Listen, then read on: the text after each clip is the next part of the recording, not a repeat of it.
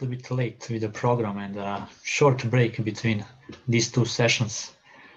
But I'm really glad that now I'm going to introduce our first keynote speaker at the conference, which is Professor Brian Nosek. He's a co-founder and executive director of the Center for Science that operates within the Open Science Foundation. Brian is also a professor in the Department of Psychology at the University of Virginia, and he received his PhD from Yale University in 2002.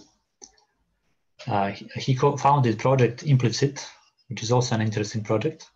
It's a multi-university collaboration for research and education in investigating implicit cognition, thoughts, and feelings that occur outside of awareness of or control.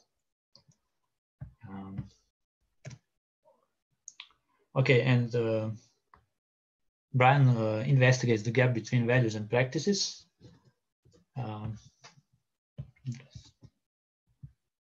Such as when behavior is influenced by factors other than one's intentions and goals. Research applications of these interests include implicit bias, decision-making, attitudes, ideology, morality, innovation, and barriers to change. Brian applies these interests to improve the alignment between personal and organizational values and practices. 5 years ago, he was named one of the Nature's 10, so the 10 most influenced scientists in that year announced by Nature. So Brian, you have, let's say, 45 minutes for the complete your presentation. Please leave a few minutes for questions, because I'm expecting a lot of questions. So can you please try to complete your presentation in 35 or 40 minutes? And after that, we will start the discussion. And thank you very much for accepting to be our keynote speakers. Okay. Thank you. I'm delighted to be here, and I don't mind you interrupting if I am off target on the timing, but I'll hope to stay right on track with the time expectations. I'm delighted to be here for this meeting. I will share my screen. The topic that I'd like to discuss today is part of the goals that we have as an organization at the Center for Open Science. Our mission is to increase openness, integrity, and reproducibility of research with the ultimate aim of accelerating knowledge, discovery of cures, discovery of solutions, and translation and application of those to making the world a better place. And the role of crowdsourcing or team science in that has been central to trying to develop a change movement in shifting the incentives, the policies, the norms of how research gets done more transparently and openly. And simultaneously, it offers new opportunities, new ways to do science that can increase the efficiency of discovery. I have a link on this slide up in the top left there to get the slides yourself if you want to follow along separately or just want to have them afterwards. I'll put that link up again toward the end. But what I want to start with is the context that we think about the challenge for doing science as efficiently and effectively as possible. And that can be characterized in a lot of ways. The way I want to characterize it here is this dysfunctional trio of what researchers are rewarded for doing. And the three key areas of reward that researchers have for advancing their career, getting a job, getting promoted, getting awards and rewarded are: one, being centered on the findings. What is it that you learned? What is it that you discovered? What's attached to your name as the things that you have advanced knowledge in the field? And every paper is evaluated in core on, are those findings interesting? You got no results. I'm not excited. I don't want to accept it. Researchers also reward for many findings. Not only do I need to get positive, novel, exciting results in order to get my publication, I need to keep churning out these papers in order to get the rewards and advancement in my career. And centrally to that is they're my findings. I have some intellectual ownership or perception of attachment to those findings that lead me to both gain reputation of those are the things that I learned, but also in creating a central element of people being able to identify us through our findings rather than through the quality or the rigor or the process of research that we go through in order to discover whatever it is we end up discovering. I represent these as the dysfunctional trio because they each contribute to some of the challenges that we see for reproducibility and advancement of efficient science discovery. The focus on the findings, right, having to have a nice package of positive, novel, tidy results is one of the contributors to unreliable findings. The reason that there are so many replication challenges, in part, is because of the strong incentives to obtain positive results, to ignore negative results, and potentially engage in questionable research practices, even unintentionally, that may lead to less reliable findings. The focus on many findings of needing to produce lots of papers in order to achieve more rewards leads to many behaviors that end up creating lots of small, not very informative studies, rather than addressing problems at a large scale that would allow for clear advancement of knowledge in that domain. And this emphasis on my findings, my theory, my approach, all of it being identifiable to me, leads to a lack of cumulative results. There is a phrase that's been attributed to many different people of theories are like toothbrushes. You never want to use somebody else's. And this is just captures that sense of the goal in science should be to create a cumulative knowledge base, but the rewards in science focus on me getting credit and just reframing the same theoretical propositions, the same approach with a slightly different one that I can take and claim as mine. So this context results in potentially a weaker return on our research investments and ultimately slowing and making progress in science more inefficient. And it's in that context where I want to talk about the potential for how crowdsourcing science can start to address some of those dysfunctional elements. And we can contrast crowdsourcing approaches with the standard contributor model in science, which is to treat science like a vertically integrated contribution. A single person or a small team does all of the work, comes up with the idea, designs the study, collects the data, does the analysis, reports the findings. And all of that is centered around that small individual team. Whereas the model of crowdsourcing is to distribute that horizontally, is to have many different contributors bring to bear the goals, the skills, the expertise, the energy, the resources that they have to collectively contribute to a research project of some kind. And of course, there's lots and lots in between these. So what I will characterize here is at the extremes, and the notion being that we can encourage greater team science, moving more towards crowdsourcing in order to accelerate discovery and advancement of knowledge solutions and cures. I also will emphasize crowdsourcing in terms of grassroots approaches. There's lots of ways we can get collective action through massive resource investment of large teams. But a lot of the opportunities for crowdsourcing are leveraging the skills, the resources, the people that are already there and come together through areas of common interest spontaneously through grassroots methods. So let me unpack a little bit more of the standard model versus what I see as the potential complementary activities of the crowdsource model. In the standard model, as I said, is vertically integrated. A core team does every part of the research process, and that is embodied through the authorship list on the paper. It is resource intensive because you need to centralize the resources to be able to do all of those components with a small team. It's also exclusive. The resources get dedicated to a particular group, and you have to be in the group in order to be able to do that research. There's a lot of evidence, for example, that our grant-making process globally tends to be highly exclusive oriented, right? Most of the resources go to a very small portion of the research community. There's some, I'm making up the number, but there is research showing that, for example, in the United States, something like 80% of the grant resources go to the top 25, 30, 40, it's a small number of research universities, even though there are many, many, many more institutions in the US and lots of intellectual and social capital that could make contributions to science if only they had access to some resources. The consequence of this standard model is it produces lots and lots of small science. It's resource intensive, but it still is limited by the size and the access of resources to that individual team rather than to the collective energies that are available.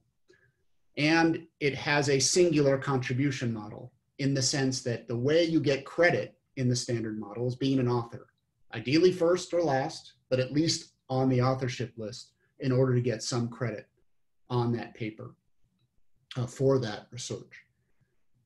And an insidious element of the standard model is that it values having just enough knowledge to do that research. If I have just enough knowledge to run the analysis, even though I don't really understand the assumptions behind the analysis or alternatives to that analysis, then I can do the analysis and write the paper. If I have just enough knowledge to run that methodology, I can do it with my small group team and write the paper. And that obviously is a problematic element of the standard model because just enough knowledge is often just enough to be dangerous, to potentially fail to see where things are off in the methods or in the analysis strategies or in the theoretical conceptualization, rather than leveraging the expert resources that might be available more broadly. So each of these has a contrasting position in the crowdsourcing model.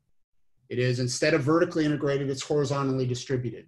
You pull resources from whomever and wherever they are in order to advance the project goals.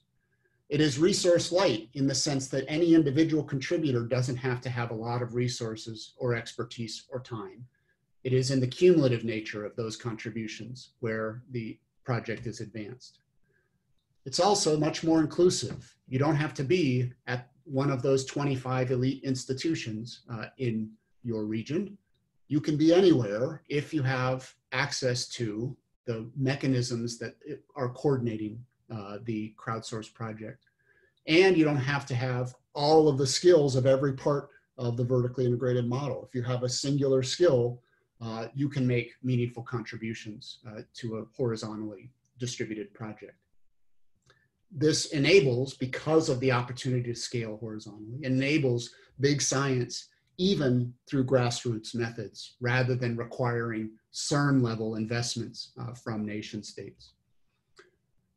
It also offers an opportunity to diversify the contribution model. When there are 50, 100, 200, 500 authors on a paper, being an author loses some of its meaning. Instead, what gets amplified in meaning is, what did you do to contribute to this research project? And there are many ways in which someone can make contributions to advance a crowdsourced project. And then finally, it leverages that core expertise. If I have just enough knowledge to run the analysis, but someone else has deep knowledge of that analysis strategy, then they can lead that component.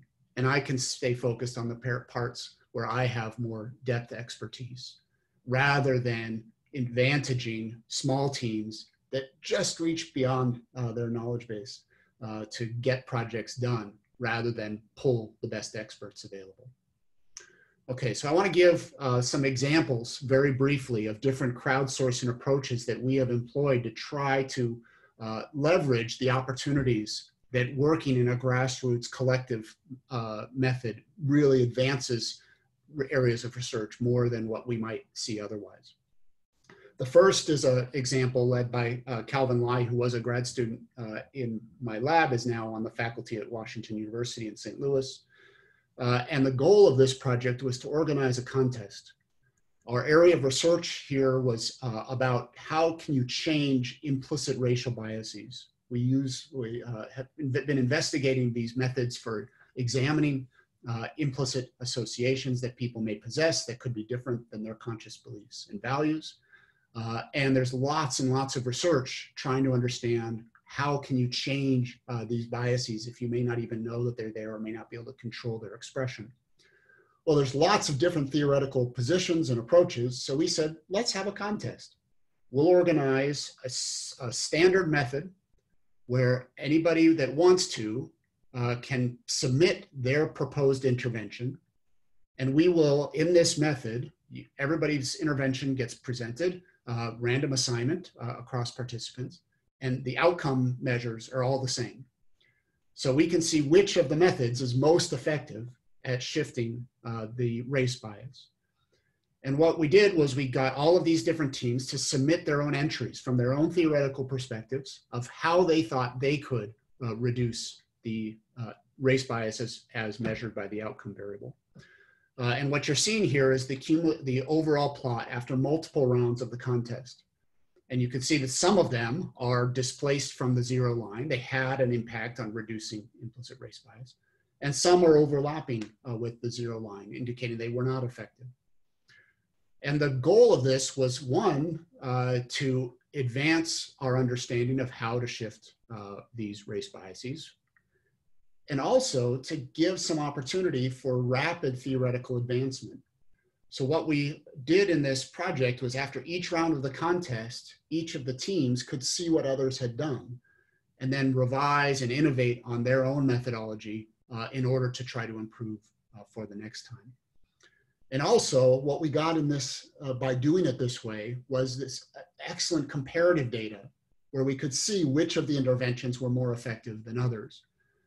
And in the normal model, we would never get that insight because in the typical model, each of these projects would be done independently. They'd have idiosyncrasies in their methodologies that make them reduce their comparability. And we wouldn't have the same sampling strategies. So by doing it collectively, we were able to draw much stronger and much broader conclusions than by doing each of these projects as individual papers on their own. Likewise, we get that same kind of benefits from, in that case, in terms of generativity of theoretical approaches, of different teams having different ways in which they think that might work. In this case, we drew on varying expertise in how one analyzes data to address a research question. So the Many Analysts project asked 29 different teams to investigate the same research question. And the question was, are players with darker skin tone more likely to get a red card in soccer than players with lighter skin tone? And what you're seeing here is the results from each of those individual teams. And the circles are the effect size estimates. If they are above the line, that indicates darker skin tone players were more likely to get red cards than lighter skin tone players. And the boxes are the 95% confidence intervals. So in standard statistical inference, if those overlap the equally likely line, then you would say you didn't observe an effect. It's a negative result. Above the line, it's a positive result. What you can observe is that there's lots of variation across the teams in terms of what they observed in this analysis, even though they all use the same data. So we gave them the research question and we gave them a data set to use to analyze it. And each of them independently evaluated how they should use this data set to answer the research question. And not one of the teams used the identical analysis strategy. They had variations in the models they chose, exclusion rules that they used, different ways they structured the data, different covariates that they included in their models. That kind of variation is inherent in every paper. We just don't see it because only a single team ever does the analysis for their own paper. And so you don't see the potential choice points that are made in the analysis pipeline that could have impact on the observed results. It was only by doing it collectively that we could identify the different kinds of choices that researchers can make in that analysis pipeline and the impact that that could have on the observed outcomes. And then by comparing those, we can draw stronger inferences about what the likely evidence is in this data set to inform next steps. The third example I want to give is the Reproducibility Project in psychology. And this really highlights here's some of the authors, here are the other authors. And this is the final signature figure that came from the project. This one really highlights the ability for a crowdsourcing approach to ask a question that simply could not be asked in another way. And the goal of the Reproducibility Project was to get an initial estimate of how replicable a sizable sample of studies from the psychological literature are. Can we replicate effectively the findings from a sample of studies? In this case, it was 100 findings from papers published in 2008 from 3 prominent journals in psychology. And the basic outcome was that we were able to successfully replicate the original findings. In blue are successful replications by statistical inference standards. In red are those that were not successful replications, with the x-axis showing the original effect size from the original paper, the y showing the replication effect size. You can see many are below the same effect size line, that's the diagonal. What we find is that it's harder to replicate findings than we might have assumed from the published literature. And what we don't know from this is why. Why is it that some failed to replicate and some successfully replicated? Just being able to get to that question is not something that could have happened without the contributions of the 270 co-authors and 85 other volunteer contributors to this project. Because there's no individual lab or even team of labs that could have run 100 replication studies with all of the different methodologies and instruments and expertise and sampling needs that were required. The only possible way to get this evidence was to do it in a crowdsourced fashion like it was. And then getting that evidence spawned lots and lots of debate about what it means. How can we understand that failures to replicate? Why did they occur? Is it because the original finding was wrong? It's a false positive, emerged by chance or whatever other reason? Is it because the replication team screwed it up? They did a terrible job, and so they failed to replicate. Or is it because the phenomenon is not quite understood? We thought by all what we could see that we're testing the same thing, but in fact, there was important differences that are not yet understood that led to the original getting the result correctly and the replication failing to get the result correctly. So since this was published in 2015, the opportunities for crowdsourcing have continued by investigating the problems in lots of different ways, investigating these questions in lots of different ways. Many Labs 5 is an example of a follow-up that tried to pinpoint one of the potential explanations for the failures to replicate in the Reproducibility Project. So this took 10 of those papers from the Reproducibility Project and tried to replicate them again. And this time tried to tackle the question of maybe the replications did something wrong. Maybe we failed to do the design in the right way, so let's revise it, but revise it by putting it through formal peer review with original authors and other experts who would give a formal review and then sign off of, okay, this design is an effective design for testing the question again. And then what we did was we ran both protocols. The Reproducibility Project protocol that for 9 of the 10 of these replications had failed to reproduce the original finding, and this revised protocol that now has gone through formal expert review to address whatever shortcomings might have been identified previously. And we ran each of these 10 studies in multiple labs. So participants would get randomly assigned to which protocol, and we had many labs so that we had very large sample sizes to make stronger inferences about the findings. And you can see here sort of the summary result. In the original papers, the average effect size in these 10 papers was 0.37, so moderate effect size. In the Reproducibility Project, RPP, the average effect size we observed for these 10 results was 0.11, so a substantial decline in effects. If that's accounted for by failures in the protocol, then what we should see is that once the protocol is revised to address expert concerns, then the effect size would go back up. But what we observed in the ML5 replications of both protocols is an even smaller effect size, basically the same, in the same range as the RPP results, 0.04, 0.05. And you can see the individual distributions across those.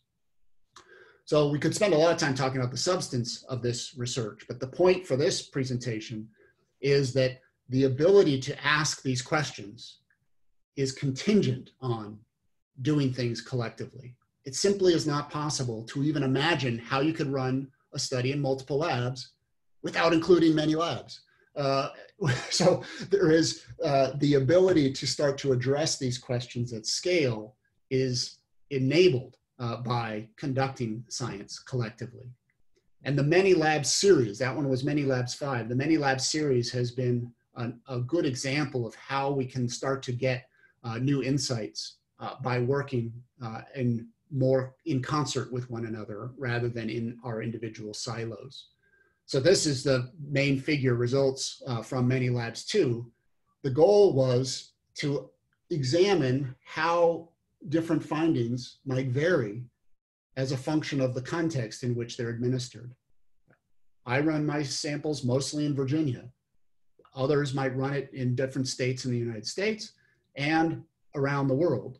In Many Labs 2, we had something like 24 different nations represented and dozens of laboratories. So each of the findings that we tried to replicate had something like 60 different labs replicating that finding from all over the world. And what we could investigate by doing that is how much the effect size is influenced by the sample and the setting in which the study was conducted. In some cases, there's an expectation that that variation would matter. In other cases, there isn't that expectation. But by running the identical protocol in this collective manner, we're actually able to get some real and meaningful data on that question rather than just having to assume, oh, of course this will vary across context, or doing it in these incremental ways of individual studies one by one. Okay, so those were just some illustrations of some research possibilities that become possible because of working in a collective fashion in a crowdsourced approach. A last example I want to give that is an exciting innovation in crowd knowledge is prediction markets. And there are a couple of these that are available and operating now, note on here. But prediction markets offer an opportunity for people to weigh in their expertise on whether they think findings are reproducible, of what directions of research will be productive, lots of different things that people could leverage their expertise in trying to make predictions. And one of the things that we have employed prediction markets to do is to see if researchers can anticipate, can predict effectively which of those findings that we try to replicate will replicate or not. And what you're seeing in this graph is the market price for a sample of those findings that I just reviewed in the Reproducibility Project and other Many Labs projects. The market price is the likelihood that the researchers who were betting money on whether they think this finding will replicate or not thought that it would replicate. If you buy a share for a finding saying this is a share at 70 cents and it successfully replicates, then you get $1. If it fails to replicate, then you lose the 70 cents. And so you can consider these as the probability that the researchers thought that this finding would replicate. And you can see in blue those that successfully replicated, and in yellow those that failed to replicate. And what is evident from the graph is that if there's a higher price, when the replication was conducted, it is much more likely to successfully replicate.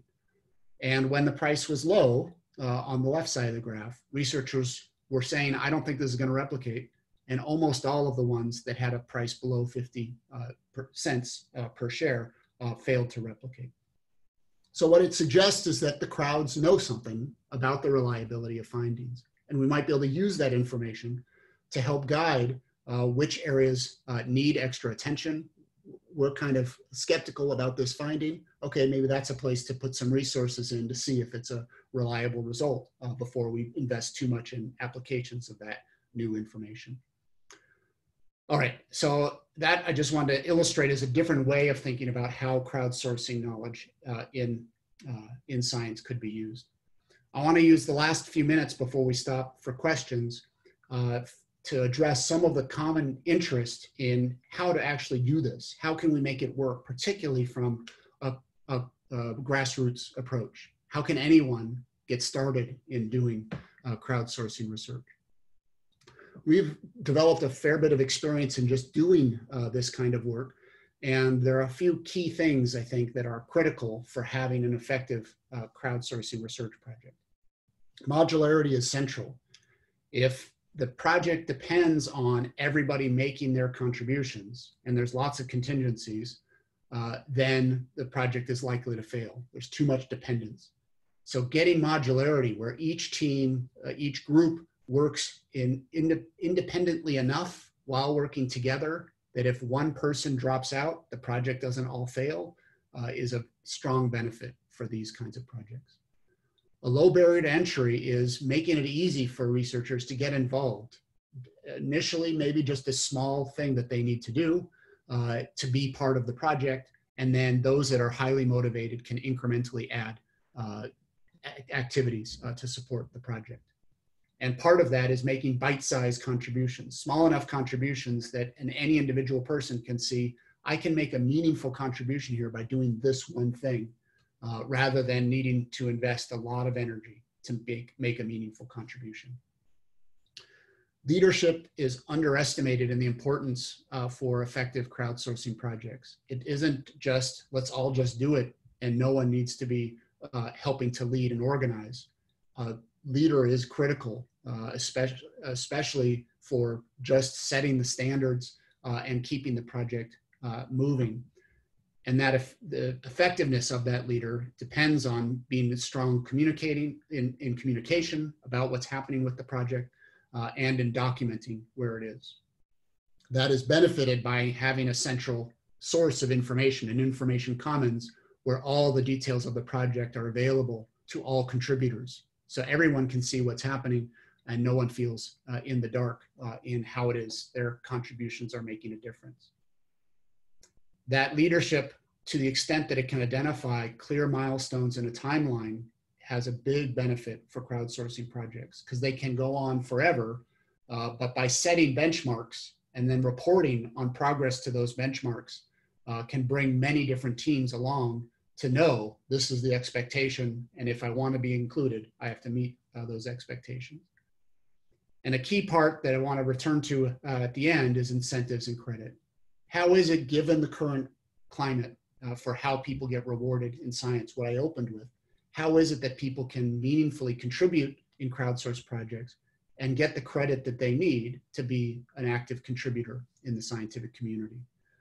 So three more points on the how to make it work beyond the process. One is getting infrastructure that can support and sustain those crowdsourcing projects. All of ours have benefited greatly from the OSF. OSF.io is the website, the Open Science Framework, the service that we operate from the Center for Open Science, but it's available to everyone to be as free to use.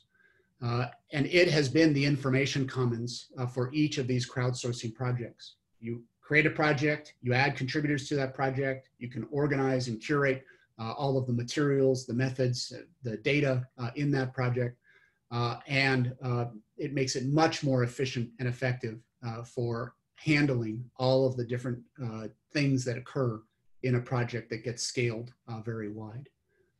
Another fabulous effort is to systematize the crowdsourcing work, and Psych Science Accelerator is a great example of this. The link is at the bottom, where a collective group is vetting proposals for new research, making them available, and many different labs jump in to contribute to conducting that study to be able to assess, for example, generalizability across different national contexts of a finding.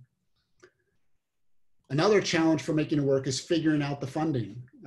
In many cases, these projects can be done very cheaply because each individual has only a very small amount of resources to contribute. But nevertheless, in a lot of them, some resources are needed in order to be able to effectively execute the study. And I think the most promising avenue for getting funding for these kinds of projects is through the registered reports model in partnership with funders.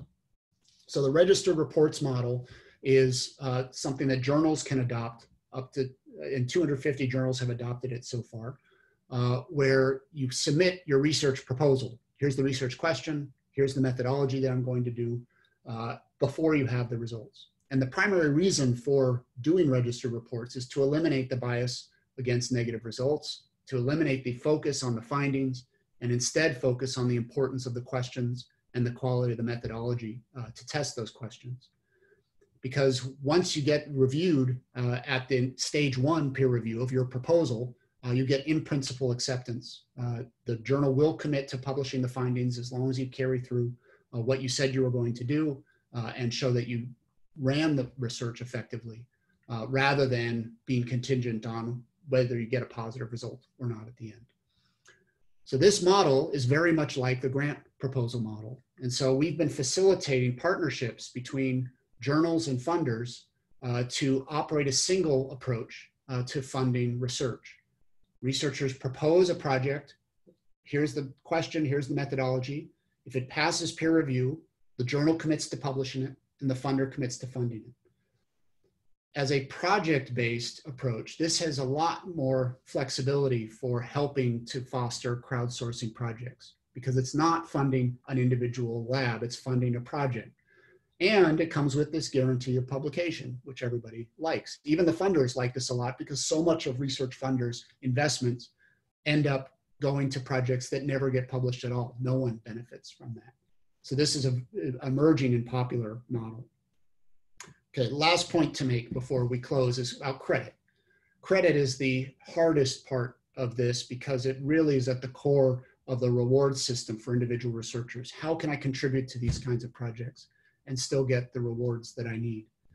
And there's progress emerging on this. For one, just the fact that these projects exist and they're growing in frequency and number across disciplines is stimulating change in the evaluation systems.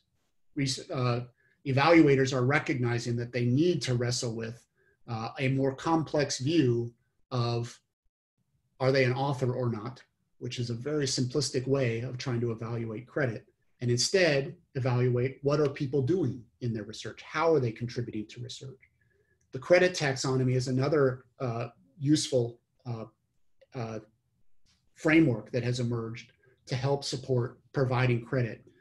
And journals that adopt the credit taxonomy require that the people listed as authors identify how they contributed to that work.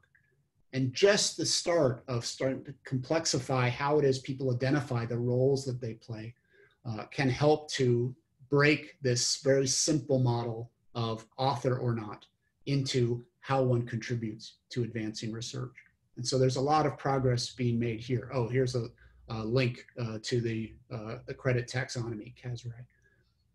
Okay, I want to close just by mentioning that if you are excited about these kinds of projects but want to see how they operate from the inside and maybe join one, we have one happening right now called the SCORE project. The link is here. And this is a massive scale project, much bigger than anything we've done before. It's funded by DARPA in the US. And it's an effort to create automated tools for evaluating the credibility of research findings across the social and behavioral sciences. So the basics of the project is we took more than 60 journals. We took a sample of 30,000 papers published from 2010 to 2019. And then we took a stratified random sample of 3,000 of those and identified a core claim in each of those 3,000 papers. A subset of those are being randomly sampled to have a replication study done, collect new data, find data that can do an existing data replication, or do a reproduction of the data from the original study to assess reproducibility and replicability. This has been going on for more than a year already, but there's still many parts of the project that are ongoing and opportunities to get involved if you're curious to find out more about how these operate from the inside. So I will close with this. I will remind you that the slides are available and there's lots of links in them. I will put these back up. And I also put references to the papers, many papers that I referred to during the talk. So I will escape out of my screen sharing here and be happy to address any questions as people have them. Thank you. Thank you, Brian. Thank you very much for a really nice presentation and illustrative examples. So we have one raised hand by Lenny. Lenny, would you like to ask something, or you just press raise hand by accident? So Lenny Latifeh. If not, then we have one question in Q&A related to this process for crowdsourcing. Okay, just a moment. Okay, so those crowdsourcing process points are great, and what I use in practice already outside of science. It's a question from Jeffion Tuemer. Is there anything specific to crowdsourcing science as opposite to crowdsourcing anything else? That's a good question, and I don't think there is any fundamental difference in the way in which crowdsourcing operates in a variety of other domains versus how it operates in science. It really draws on the same fundamental principles, and really crowdsourcing as an approach has a lot of the ideals of how we think about how science operates, right? It's non-hierarchical, it's lots of independent actors, and it's transparent. And that really is some of the core values that we have for science. And so they really match so nicely of how it operates in general and how it operates in scientific communities. And do you think then that the infrastructure is the same actually for crowdsourcing anything comparing to crowdsourcing science, or we need the different infrastructure and products, software tools, and so on? Yeah, a lot of the tools are very translatable. For managing the crowdsourcing activities. But then once it gets into a specific research topic, that's where it becomes challenging, right? Is that sometimes there's some infrastructure need that is particular to that research domain, research activity methodology. But in the general of the managing crowdsourcing, lots of the same tools become relevant and useful, right? We've used different tools like Asana or Jira for managing a lot of these projects. And those are used in other crowdsourcing efforts as well for workflow management. Thank you. Manfredi, do you have a question? Can I ask a question? Yes, please. Okay, that was a really fascinating presentation. And it's probably you're well aware of the connections with the theory of optimal organization and von Neumann, who created this field of system reliability, where essentially was suggesting precisely what you're saying, that a modular system of research is superior to the linear one. But I think there are a huge amount of possibilities here. But just to throw a little spanner in the works, there is a feedback on the organization of research. You were saying that most of the funding goes to top universities. That's precisely because in the linear model of research, it makes sense to concentrate the best scientists, or the people with the highest probability of success, if you want, into research centers of excellence. Whereas the modular model doesn't require that. So one possible obstacle to the success of what you call the crowdfunding model is that there are quite a lot vested interest in keeping Princeton. So what do you think about that? Yeah, no, it is an excellent point. Yeah, the social change required for this requires those with power to be willing to give up some of that power, and that's not an easy ask. So I think you're exactly right. And the opportunity that I see is that there is so much intellectual capital that's underused outside of the elite institutions. Just activating a little bit of that potential can overwhelm the elites, as it were, in the same way that Wikipedia overwhelmed Encyclopedia Britannica, right? The fact that there are millions of people that can contribute to this encyclopedia is just too much to bear for the experts at Britannica to maintain against in an effective way. Yeah. But I think by demonstrating the effectiveness and value of these crowdsourced projects can help to untangle a little bit the funders' focus on just sending more money, in exactly as you described, in the linear model, and starting to spread some of that money to see what happens. That's right. But you know, you can actually put figures on it, because once you've got a modular model, instead of having one star researcher with a very high probability of success, if you have 10 researchers with a much individual probability of success working together, the latter model dominates the linear by an incredible amount. Yeah. Yeah. And it's, you know, you can put figures on it, and they are astounding. Yeah, yeah, totally agree. Thank you for that. Thank you. And the last question, which you might answer maybe, is from Radim Hladik. Thanks very much, Brian. You mentioned CERN as a counter-example of crowdsourcing science. And I get that it is a single organization centered around a few big instruments with hard to get access. From another perspective, it's however a crowdsourced institution too. Could you explain more how the crowdsourcing model diverges from the large consortium models? Yeah, it's a great question. I was overly simplistic in how I characterized that in the presentation.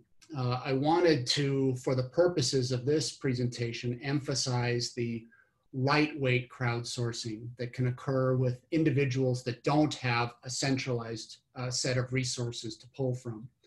And CERN is one of those examples, I think, that really shows that it is obviously it's the biggest crowdsourcing project in science, many thousands of authors on each paper that are produced.